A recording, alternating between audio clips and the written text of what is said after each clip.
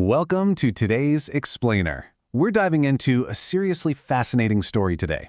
Think about something completely ordinary, like those electricity poles you drive past every single day. What if I told you they were the foundation for a massive digital and green energy powerhouse? Today, we are unpacking the evolution of PLN, Icon Plus. Let's get right into how a really clever infrastructure hack turned into a modern tech giant. So did you know that those everyday electricity poles actually hold internet lines? It's kind of wild when you think about it, right? It totally flips our perspective on everyday infrastructure.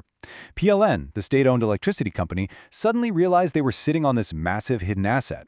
Along their power lines, their right-of-way, they just had all this idle capacity. Originally, they built a communications network just to manage their own power grids. But then it hit them. Hey, these exact same lines could carry high-speed data right alongside the power for the rest of the country. Talk about a light bulb moment. Section 1. The origins of the Icon Plus network.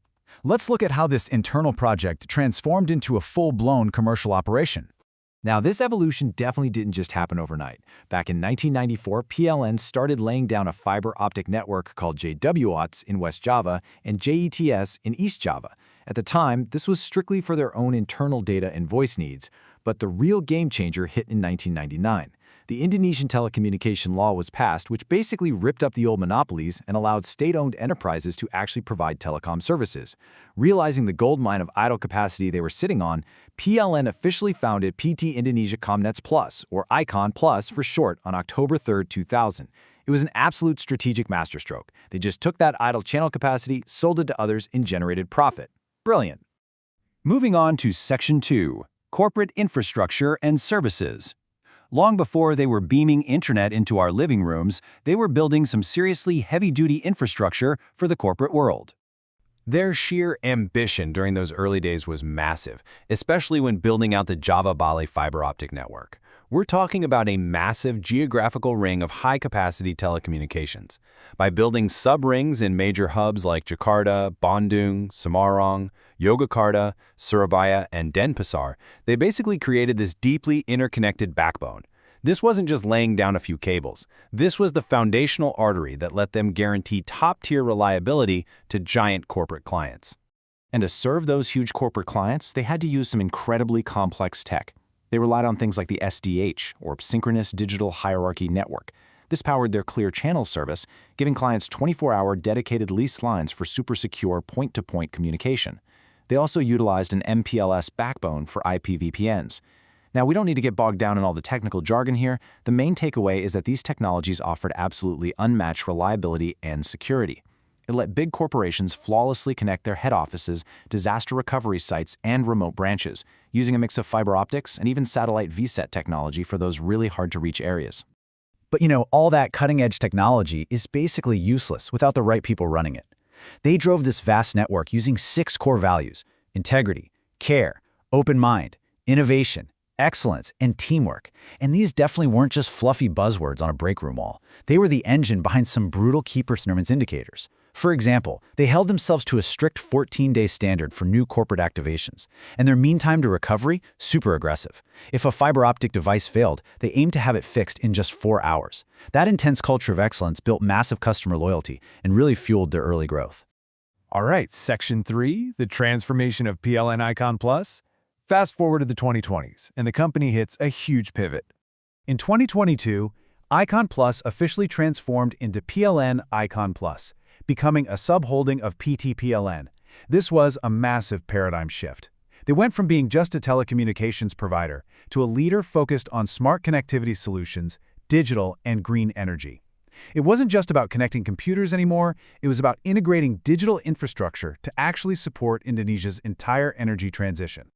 As a huge part of this transformation, they went all in on the consumer market. In 2021, they rebranded their consumer broadband to IconNet. And by 2023, IconNet smashed a huge milestone, crossing over 1 million subscribers. Absolutely incredible growth. That very same year, they even took their fiber optic services international, expanding into Timor-Leste. They essentially proved they could take that rock-solid reliability of their corporate network and scale it up massively for everyday households.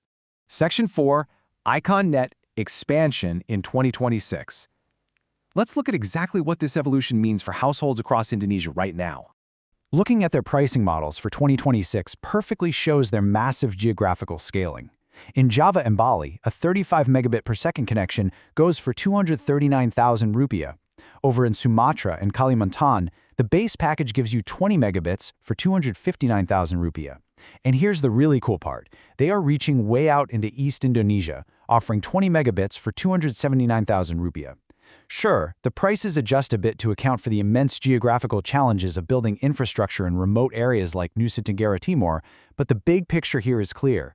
They are providing competitive, high-speed access practically everywhere across the archipelago.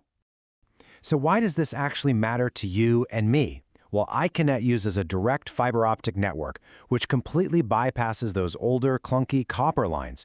Think about a modern home today. You've got someone streaming a movie in 4K, someone else is on a video call for work, maybe someone else is gaming in the other room. You need serious stability for that. Fiber optics provide that consistent, heavy-duty performance so you don't get those frustrating speed drops you typically see on legacy copper networks. It's a real game changer for the daily digital grind.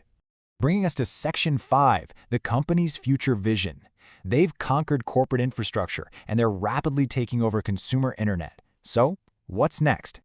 Remember that 2022 transformation we talked about? Yeah, it wasn't just about internet speeds. PLN Icon Plus is aggressively expanding its environmental, social, and governance footprint. In 2023, they spun up an investment subsidiary called IconVest, which got fully up and running in 2024 specifically to develop digital solutions and renewable energy. From there, IconVest went ahead and acquired Icon Green, a company laser-focused on green construction services.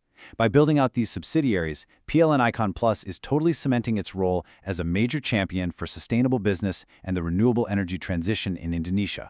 And all of that perfectly ties into their modern slogan, Unleashing Beyond Kilowatt Hours. You know, kilowatt hours are just a raw measure of electricity. But this company has proven their infrastructure is capable of so much more than just keeping the lights on. From piggybacking a few extra cables on a power pole to running a 1 million subscriber digital network, and now leading the charge in green energy, it leaves us with a pretty provocative thought. As our lives become more and more reliant on both digital connectivity and sustainable power, how much further can companies like PLN Icon Plus go in merging the two? Seriously, think about that the next time you look up at a power line. Thanks so much for joining me for this explainer, and keep learning.